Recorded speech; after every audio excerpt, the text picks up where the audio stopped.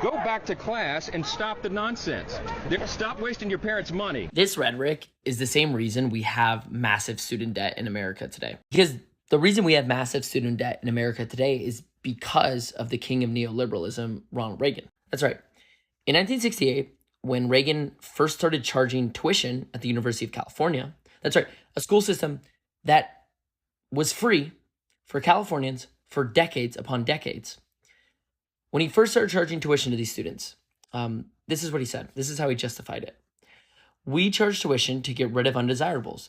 Those who are there to carry signs and not to study might think twice to carry picket signs. When he was running for his first term as the governor of California, one of his campaign promises was to clean up the mess at Berkeley. Because at the time, in the 60s, Berkeley was the center of the student movement. So how do you clean up Berkeley? You cut funding to Berkeley. You propose that they sell all their rare books to make more money, and you suppress them with the state. That's exactly what he did. He reduced funding, and if you don't know it, in 1969, it's called the People's Park Protest or Bloody Thursday.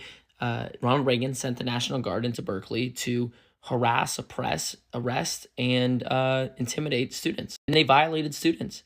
They violated thousands of students. During this time, Reagan referred to these protesters as brats, freaks, fascists. He also basically fired the chancellor of Berkeley. He forced him out.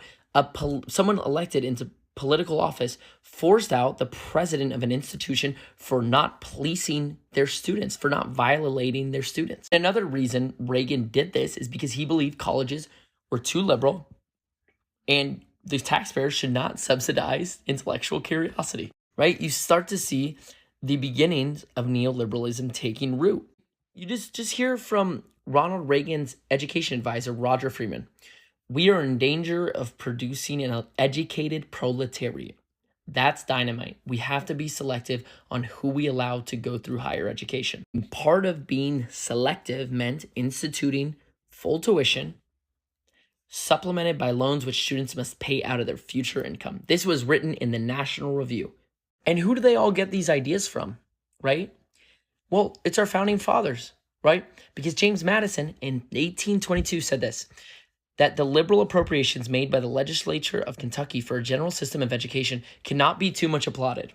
Enlightened patriotism is now providing for the state a plan of education embracing every class of citizen. Even the founding fathers especially knew that uniting classes, educating classes was dangerous to the ruling class. Madison goes on to explain, knowledge will forever govern ignorance, and a people who mean to be their own governors must arm themselves with the power which knowledge gives. All power to the People University, all power to free education, all power to the educated proletariat.